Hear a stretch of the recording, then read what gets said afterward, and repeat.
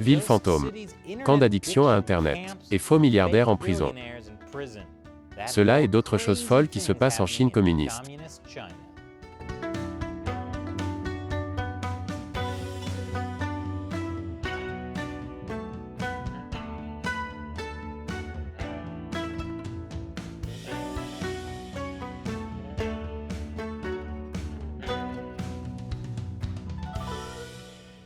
Bienvenue à Chine non censurée, je suis Chris Chappell. Vous savez, je passe beaucoup de temps à couvrir la corruption, l'hypocrisie et les atrocités du Parti communiste chinois. Mais je ne pense pas que je passe assez de temps à parler de la façon dont les choses sont devenues profondément bizarres sous le PCC. Alors aujourd'hui, je vais vous montrer des choses vraiment folles qui se passent en Chine communiste. En commençant par, numéro 7. Voici un fait amusant. La Chine a à peu près la même taille que les États-Unis, géographiquement parlant. Mais sa population est plus de 4 fois supérieure. En fait, elle a la plus grande population de tous les pays de la planète. C'est en partie parce que le président Mao a encouragé les gens à avoir des bébés. Beaucoup de bébés. Il voulait plus d'ouvriers d'usine, plus de soldats, et plus de gens, juste au cas où beaucoup d'entre eux mourraient. Comme Mao l'a déclaré dans un discours en 1957, « Je n'ai pas peur de la guerre nucléaire. Il y a 2,7 milliards de personnes dans le monde, peu importe que certaines soient tuées. La Chine a une population de 600 millions d'habitants. Même si la moitié d'entre eux sont tués, il reste encore 300 millions de personnes. Dommage pour Mao, parce que cette guerre nucléaire n'a jamais eu lieu. Bien sûr, 70 millions de Chinois sont morts dans les années 50, mais seulement parce qu'ils sont morts de faim. Mais grâce à la politique du « tout le monde doit avoir des enfants » de Mao, à la fin des années 1970, la population de la Chine devenait énorme. Le PCC a donc décidé de réglementer le nombre d'enfants que les gens pouvaient avoir. Ils ont lancé la politique de l'enfant unique. Elle a duré de 1980 à 2016. Puis ils ont autorisé les parents à avoir un deuxième enfant.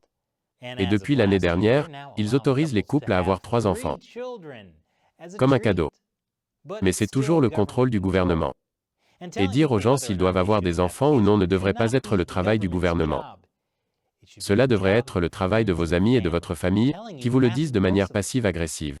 Si votre annonce de grossesse sur Facebook obtient moins de 100 likes, alors personne ne pense que vous serez un bon parent.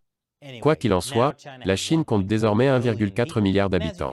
Et comme vous pouvez l'imaginer, avec une telle population, les choses peuvent devenir assez exiguës dans les zones urbaines. Le PCC a tenté de répondre à cette situation en investissant des milliards dans la construction de villes modernes, remplies de gratte-ciel.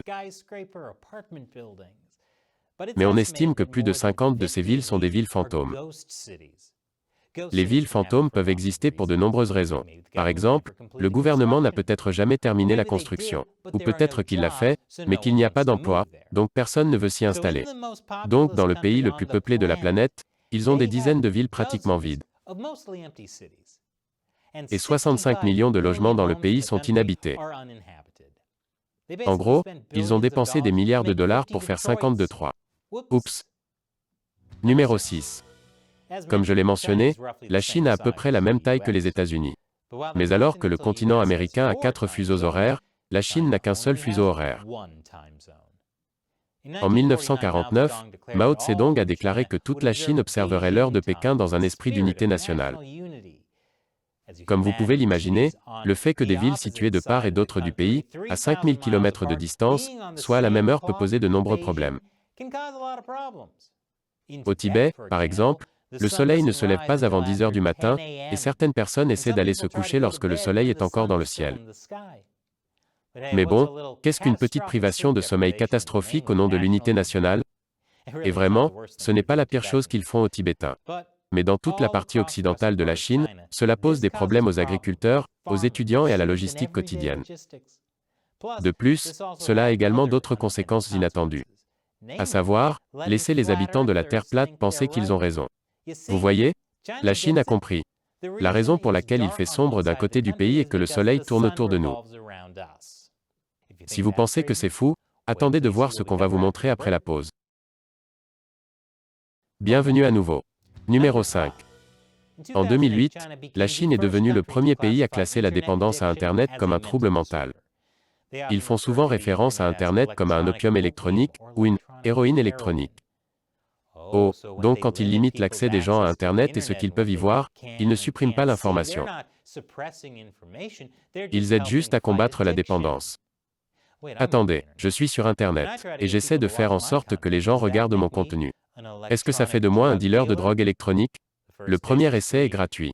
Si vous voulez la substance dure, vous devez contribuer sur Patreon. Le PCC dit que 24 millions de personnes souffrent de troubles de la dépendance à Internet, ou IAD. Et beaucoup d'entre eux sont des adolescents accros aux jeux en ligne. Écoutez, la dépendance, quelle qu'elle soit, peut ruiner la vie de quelqu'un. Donc, si c'est effectivement un trouble mental, alors comment le traitent-ils? Les thérapies? La médecine? Pas du tout. Ils les envoient dans des camps abominables et essaient de les désintoxiquer. Et quand je dis vaincre leur dépendance, je le dis littéralement.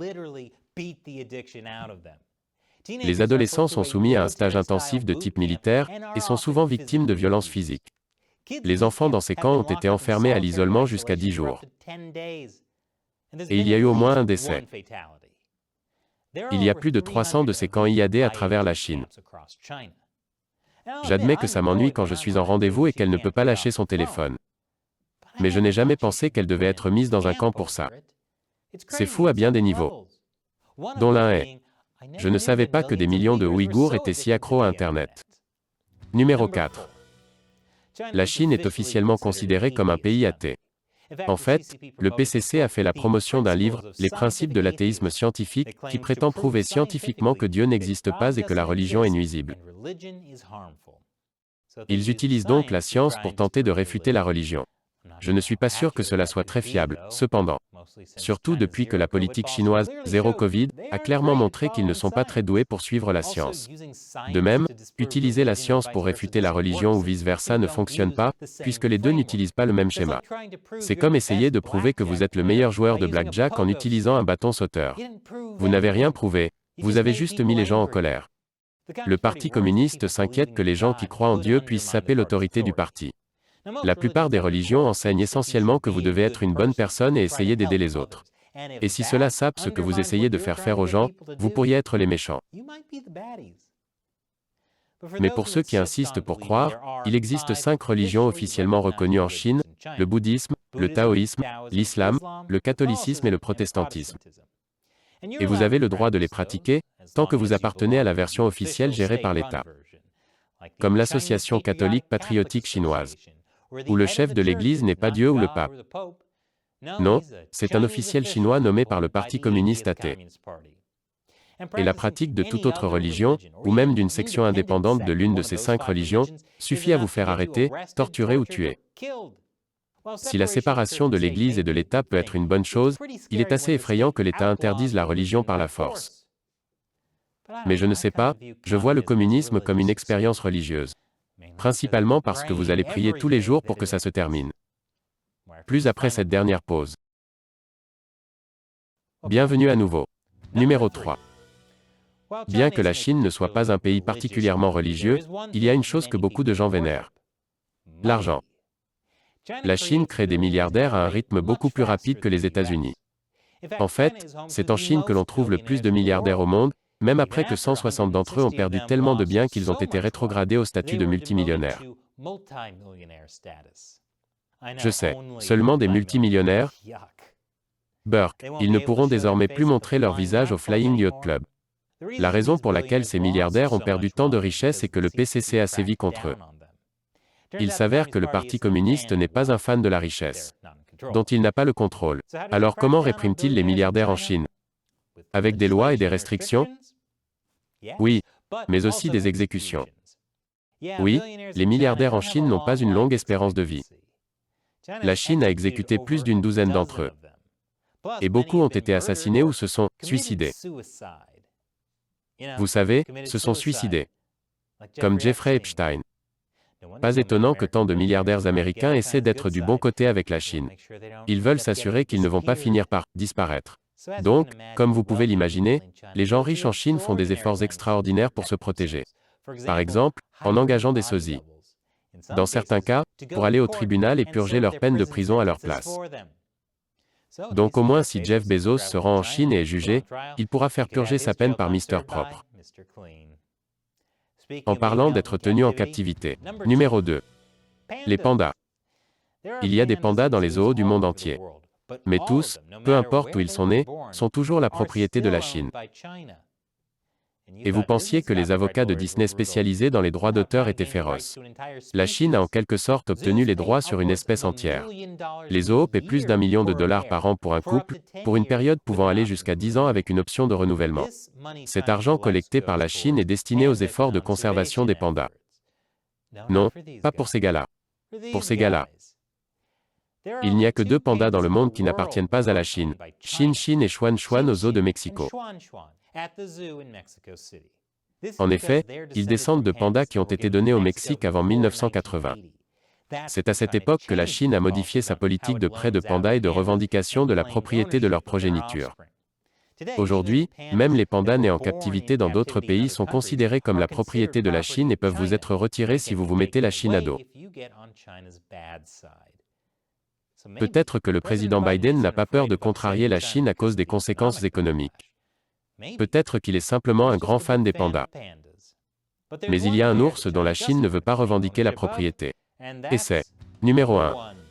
Winnie l'ourson.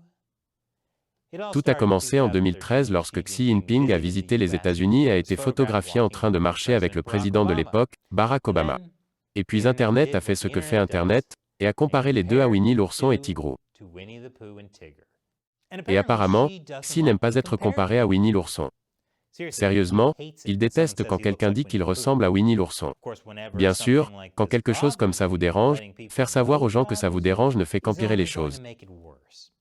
Ainsi, Winnie l'ourson est devenu un symbole de résistance contre le PCC. Et en conséquence, toute comparaison de ce genre a été interdite.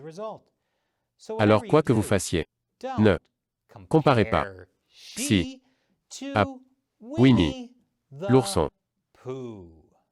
Alors, que pensez-vous de ces choses folles qui se passent en Chine communiste? Faites-le nous savoir dans les commentaires ci-dessous. Et n'oubliez pas que Chine non censurée est soutenue principalement par les téléspectateurs. Rendez-vous sur patreon.com/Chine Uncensored. Contribuez à hauteur d'$1 ou plus par épisode. Nous comptons sur votre soutien pour nous aider à continuer à produire de superbes épisodes. Ou rejoignez notre communauté exclusive de médias sociaux sur Locals. Allez sur chinauncensored.locals.com. Une fois encore, je suis Chris Chappell. Merci de regarder Chine non censurée.